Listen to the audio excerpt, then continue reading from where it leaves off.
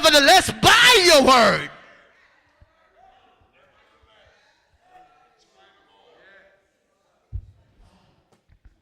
In spite of the condition, nevertheless. You got to put a nevertheless in your spirit. Oh God, I may be down, but nevertheless.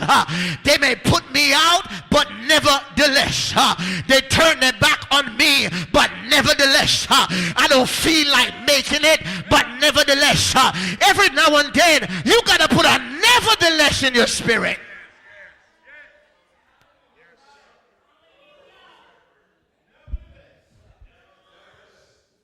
Because what is going to connect what you don't have with the abundance that God has, then nevertheless, God got to connect it.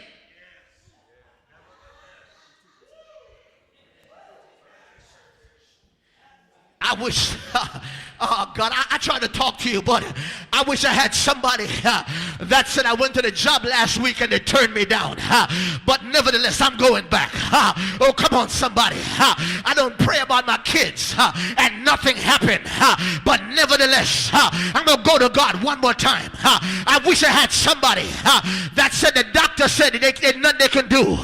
But nevertheless, I'm going back one more time. I wish I had somebody that given up on prayer and said I'm not going to pray anymore, but nevertheless I'm going to find my way back to the altar. I wish I had some nevertheless people that said in spite of the situation, nevertheless.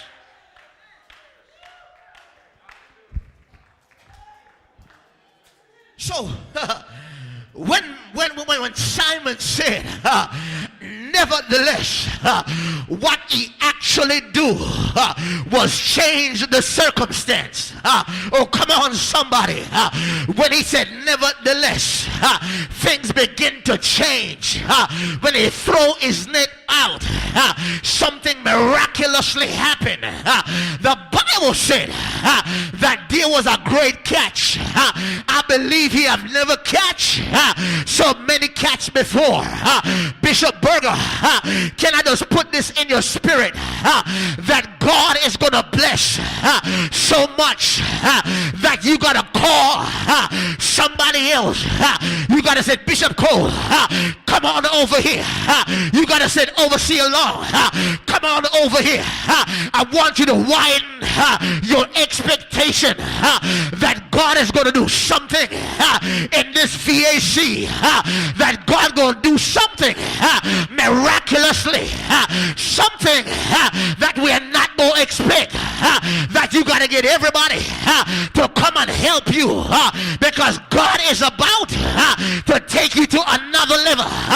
God is about, oh God, I feel it in my spirit, regardless of the circumstance, regardless of what people said, but because you had a nevertheless in your spirit, God work on that nevertheless, regardless of what you're having trouble with, put a nevertheless upon it and watch God work on the nevertheless. Oh God, I don't know about you.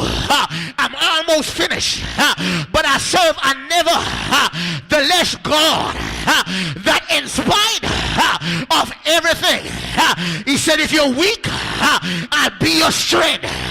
Oh, come on, somebody. I don't feel like I can make it, but nevertheless, he told me that he will never leave me, nor will he forsake me. Sometimes I feel as if I'm all alone, but I serve a nevertheless God that tells me, be of good cheer. I am already overcome the world. So what I'm going to do is stand on the word. Stand on the word. When circumstances come, stand on the word. The Bible said that having done all to stand, I'm still. Go stand on the word. Let me share a little story with you. I heard there was a boy that was in a house, and the house caught fire. And the boy was in the basement. And the Bible, the story went on to say he was the only person that was in the house.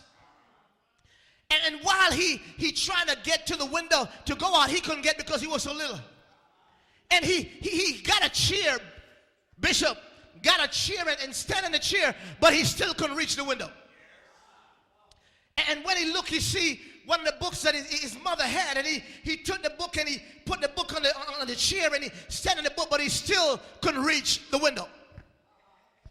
And when he looked in a corner, he see a Bible that his grandmother used to read. And he remember his grandmother always say, stand on the word. Oh God, stand on the word. He went and got the Bible and put it on the other book. And when he stand on the word, he was able to go outside. What am I saying? Doesn't matter. What is it you're asking God for? If you don't get it, stand on the word.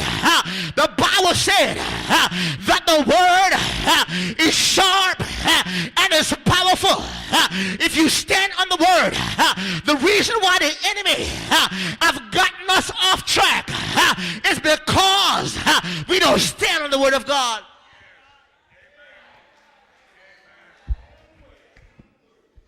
So Peter said, Peter thought it was a mistake that he didn't catch anything, but there was something greater than what he normally would catch. So it's not a mistake when you ask God for something and you don't get it, but I believe that God is getting ready to set up some people. Oh God, I wish somebody believed that in order for God to set you up, he gotta bring, oh God, he gotta bring you down for him to bring you back up. Oh, come on, somebody. I trust a God, and I knew this other fact, that he is the greatest and quicker picker-upper. I'm talking about a God that said that the step of a good man are ordered by the Lord. That's the kind of God I'm talking about.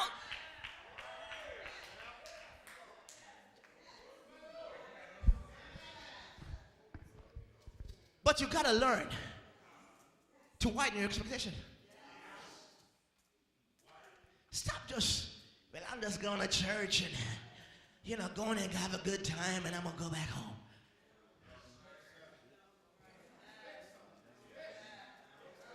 Well, I want y'all to pray for me.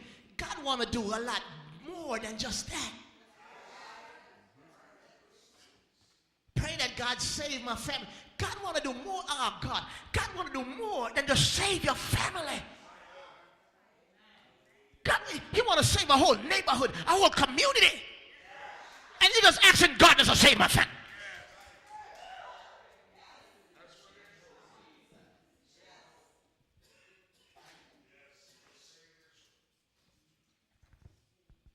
But as people of God, we got to learn how to widen our expectation. When we come to this meeting, it's never always the same thing. Come expecting something great.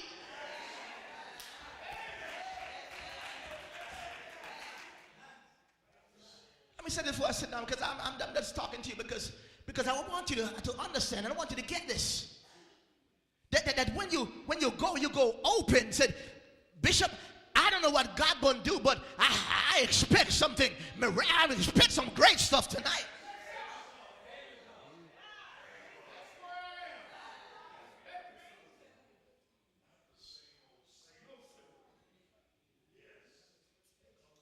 Expectation and great expectation.